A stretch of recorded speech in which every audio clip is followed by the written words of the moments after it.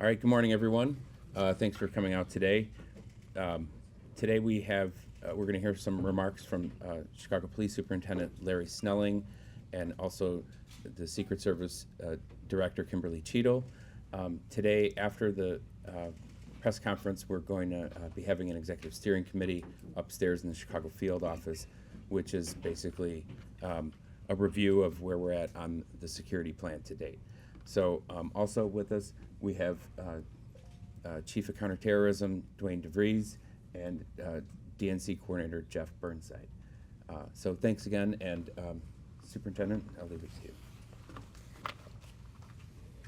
Thank you. Good morning.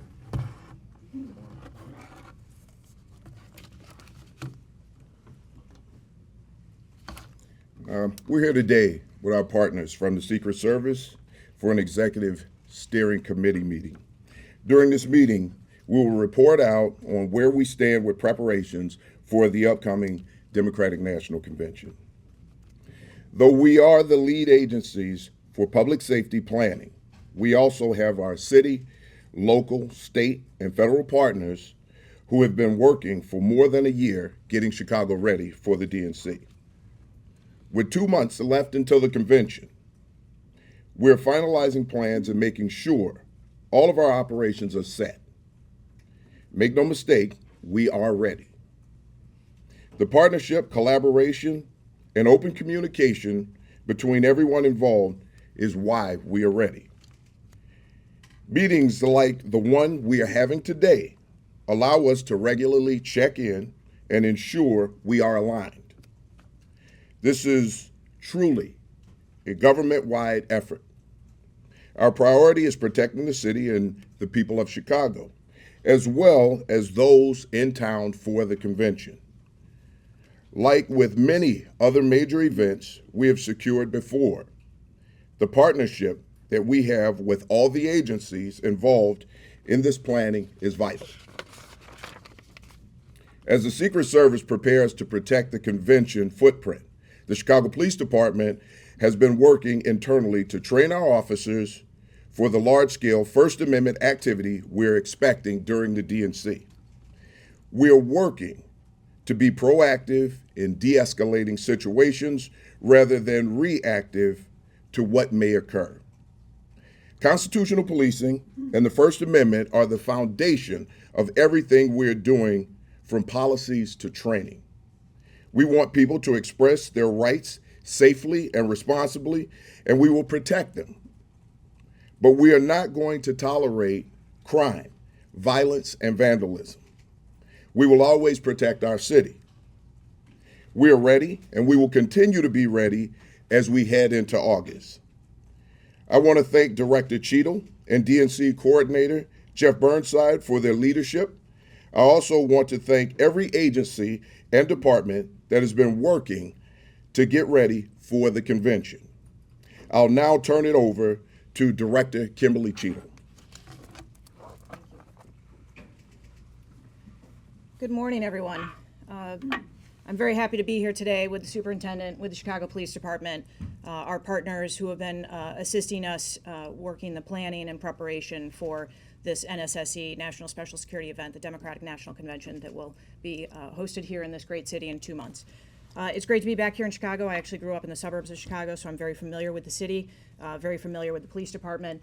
We've got a tremendous working relationship with the Chicago Police, as well as a multitude of other agencies, both local and federal, that will be contributing to this whole of government approach that we are taking with this NSSE. So we're very excited to be here. We're excited to execute our plans that we've been doing for the better part of a year, and look forward to answering any questions. Thank you. Thank you, Director. Thank you, Superintendent. Okay, so now we have time for some questions. I'll open it up.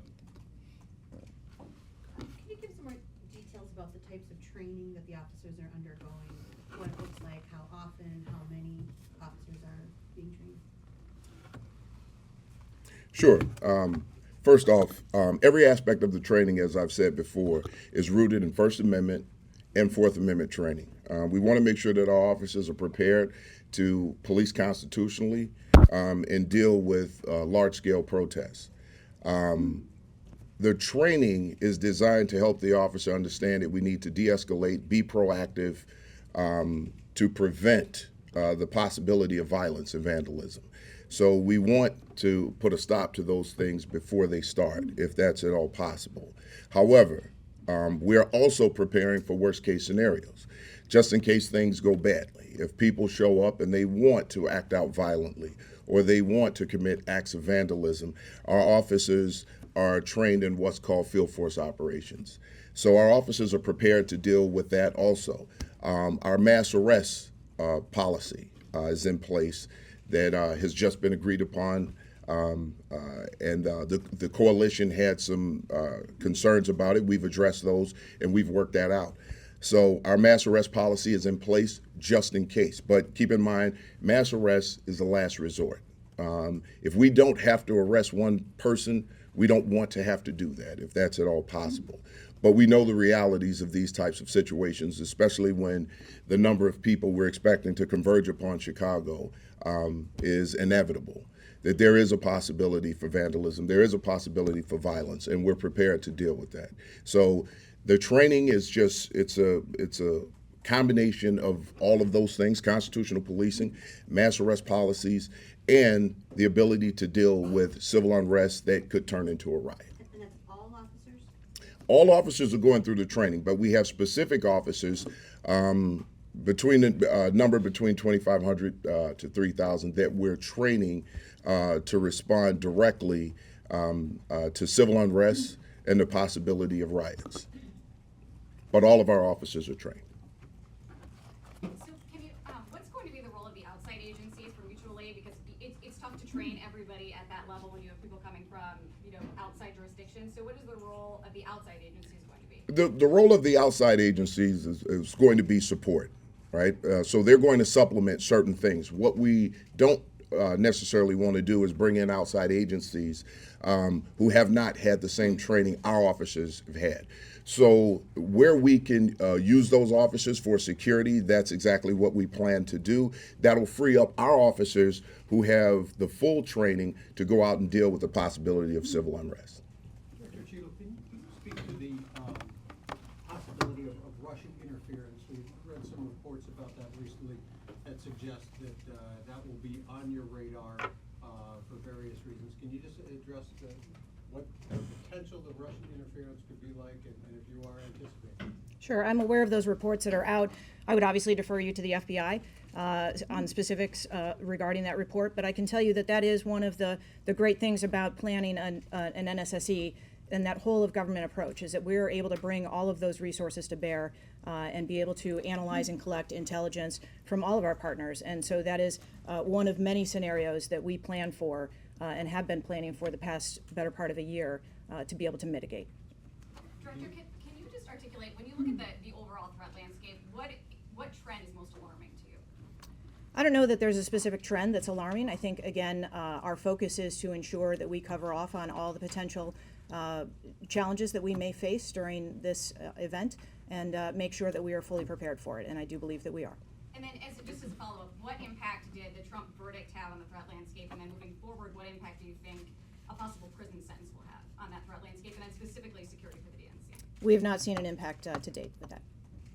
Can you also Director, address? could you discuss the difference between Chicago and Milwaukee? I know you're going to be in Milwaukee on Thursday, but do you see this as often the Democrats attract more protesters? Will there be a difference, do you believe, in how it is handled by all of you?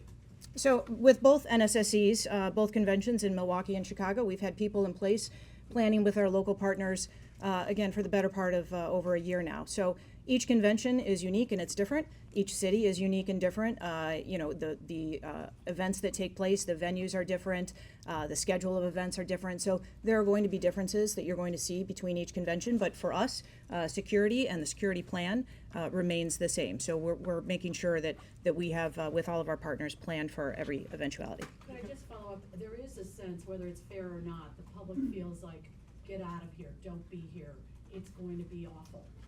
What do you say to those that fear that it's not a good place to be if you have to live and work and you're not a part of the convention? What I would say, and I would certainly allow the superintendent to speak to his city as well, is that we have done an extraordinary amount of outreach with the local community, and we've made very sure that the footprint that we have for security is as minimal an impact to residents, businesses, neighborhoods as possible. We realize that, and we want to make sure that people want to be able to come in and enjoy the conventions and be able to see the sites and enjoy, being in their neighborhoods and not having to impact their lives to a great extent. Can you speak to the complaints that higher-ups in the Republican Party have made about the footprint that at least appears to be allowing demonstrators to get closer to the Republican convention versus what we're going to see here in Chicago?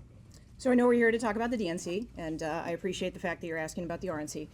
What I can tell you is that we have been in contact with the RNC. I have personally been in contact with members of the RNC, the chairman of the RNC, and we continue to work with them on those security plans. I have one more, sorry, can I ask one more question?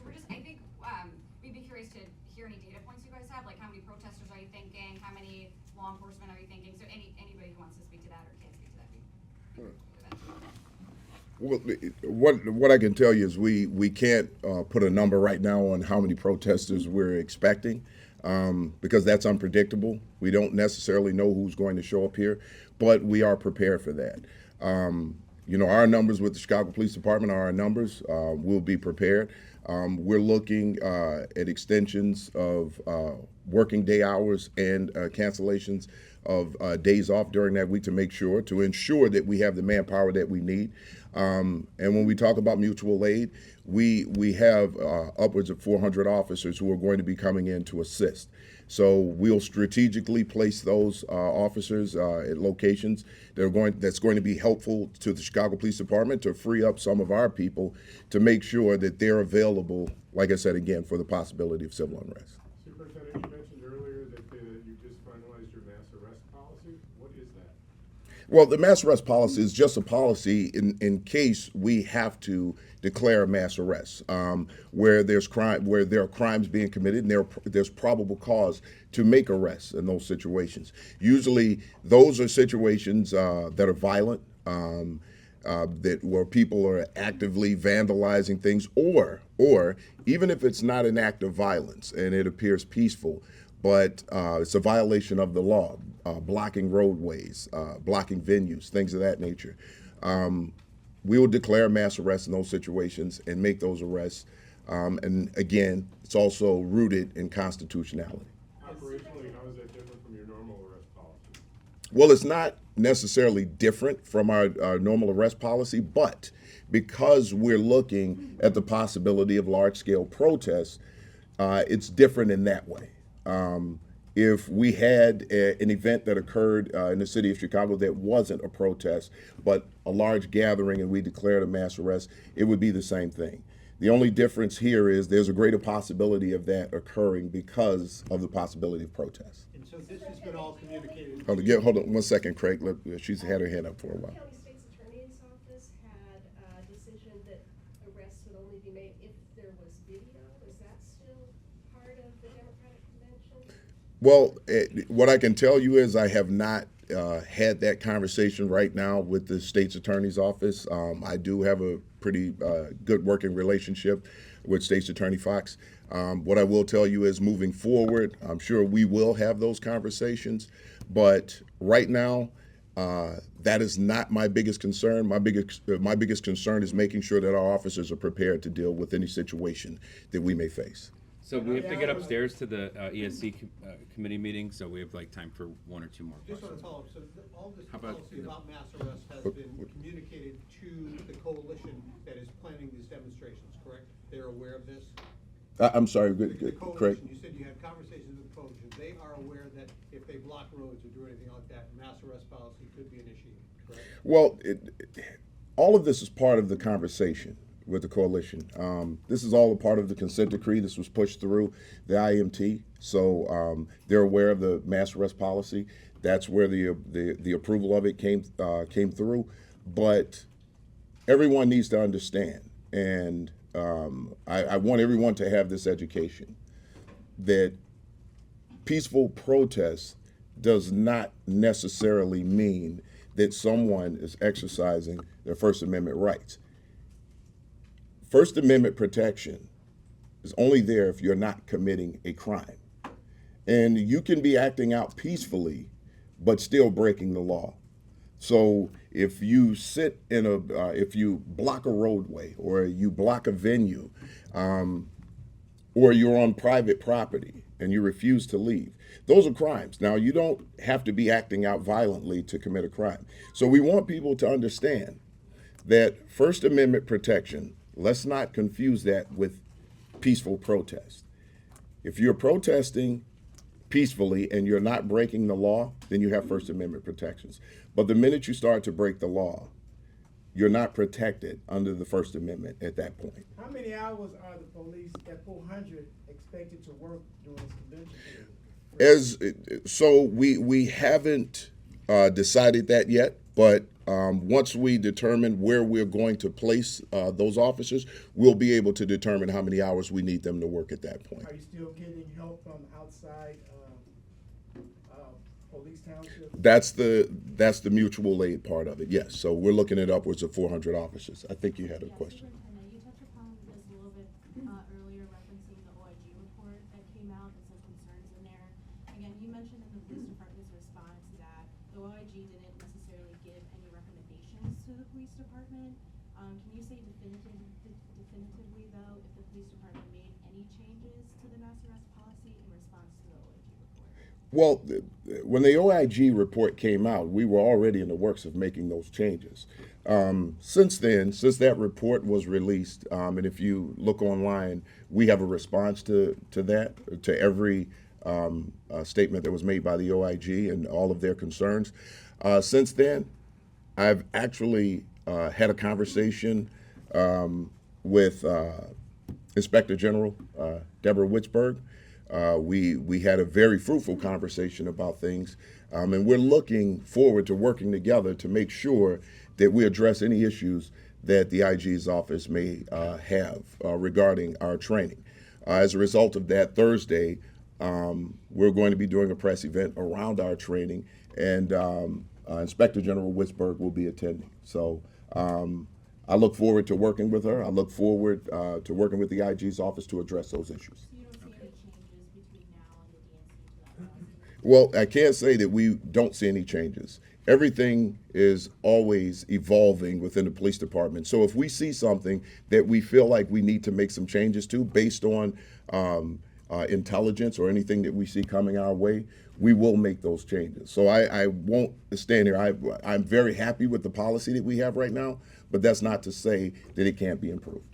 Has the police department engaged in direct Thank you. communication with Coalition March? Last question. Yes. This has gone through, the coalition works closely with our independent monitoring team. So they have some input on some of the things that we do. If they have concerns, we address those concerns and we get back to them. Okay, thank you. Thank you, everyone. They have to get upstairs, so appreciate you coming out, and have a good day.